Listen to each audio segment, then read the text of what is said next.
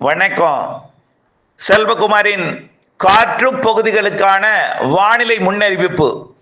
காற்று பகுதியும் மழை பகுதியாக மாறும். எப்பொழுது? இறுதி வரை கேட்டு பயன்பெறுக. கவலை மறந்து கண்டிப்பாக மழை பொழியும் என்ற நம்பிக்கை கொண்டிருக்க.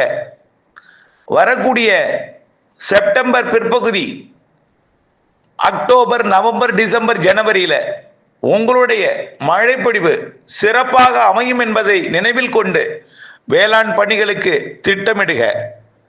2025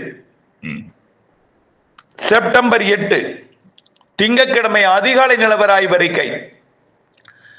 அதிகாரப்பூர்வ வானிலை அறிக்கைக்கு இந்திய வானிலை ஆராய்ச்சித்துறை அறிக்கையை பார்க்கவும்.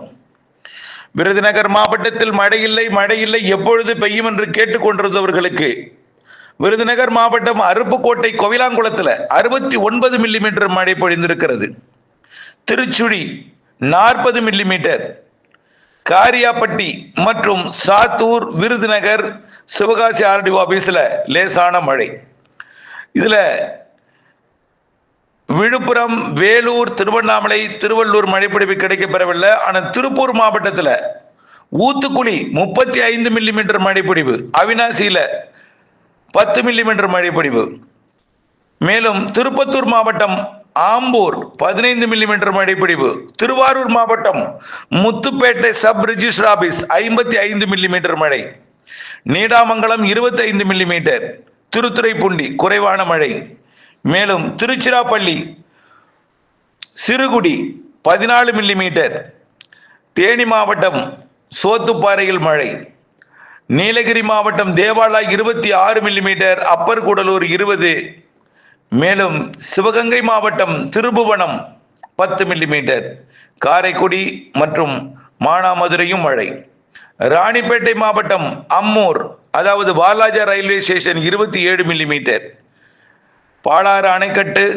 ராணிப்பேட்டை, கலவை பிடபிள்யூடி, காவேரிப்பாக்கம், மேலும் பணப்பாக்கமும் மழை. அடுத்தபடியாக புதுக்கோட்டை மாவட்டம் ராமநாதபுரம் மாவட்டம் 15 மில்லிமீட்டர், பாம்பனும் மழை. அடுத்தபடியாக பெரம்பலூர் மாவட்டம் அகரம் சீக்கூர் 12 மில்லிமீட்டர், மேலும் அந்த மாவட்டத்தில் மழை இருக்கிற நிறைய இடத்துல. நாமக்கல் மாவட்டத்தில் திருச்செங்கோடு, பரமத்தி வேலூர், நாமக்கல் கலெக்டரேட், எருமைப்பட்டி மழை, குறைவான மழை. கிருஷ்ணகிரி மாவட்டத்திலையும் கிளவரப்பள்ளி அணை மழை, குறைவான மழை. அடுத்தபடியாக கள்ளக்குறிச்சி மாவட்டம் Vengur 27 millimetre, Tirukkoilur 20 millimetre, Eraiyur 18 millimetre, மேலும் திருப்பாலப்பந்தல் 16 மில்லிமீட்டர், மாதம்பூண்டி 14 மில்லிமீட்டர். இப்படி நிறைய மழைப்பொழிவு அந்த மாவட்டத்தில் இருக்கிறது. ஈரோடு மாவட்டம் மொடக்குறிச்சி 10 மில்லிமீட்டர், சென்னிமலை 10 மில்லிமீட்டர், அம்மாப்பேட்டை மற்றும் கவுந்தம்பாடி மழை. அடுத்தபடியாக சென்னை எண்ணூர் 29 மில்லிமீட்டர், கத்திவாக்கம் மற்றும் திருவொற்றியூர், மதுரவயல் மழை.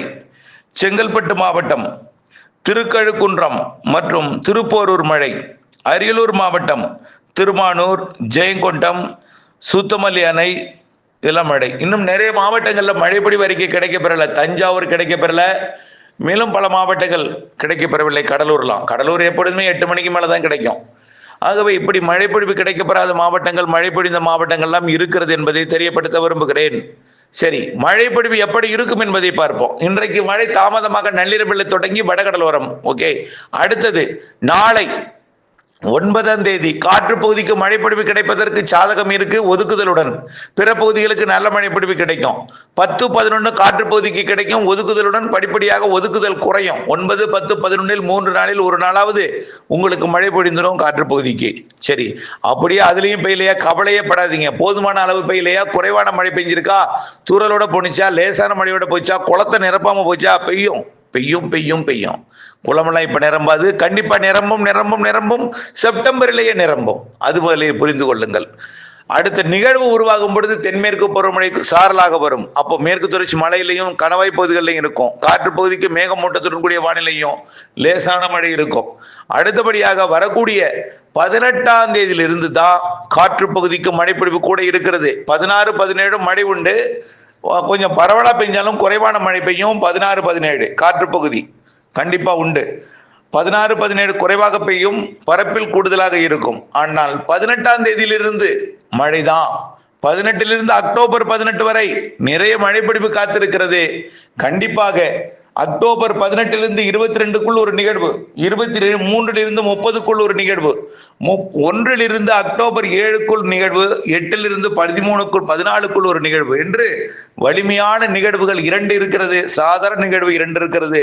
மொத்தம் 4 நிகழ்வுகள் இருக்கிறது மழைப்பொழிவை கொடுப்பதற்கு. நிகழ்வு என்றால் காற்று பகுதிக்கும் மழைப்பொழிவை கொடுக்கும் நிகழ்வு. வளிமண்டல சுழற்சி தென்மேற்கு பருவமழையை ஆந்திர பிரதேசத்துல கொடுக்க போகிற வலிமையான நிகழ்வு. தமிழ்நாட்டின் வளிமண்டல சுழற்சியோட இணைப்பை ஏற்படுத்தி கொண்டு வடமேற்கு வெப்பநீராவியை தமிழ்நாட்டின் வழியாக பயணிக்க செய்து இருகாற்று இணைவை தமிழ்நாட்டில் அனைத்து மாவட்டங்களுக்கும் கொடுக்கும். நல்ல மழைப்பொழிவு காத்திருக்கு. தென்மேற்கு பருவமழையின் இறுதி கட்டம்.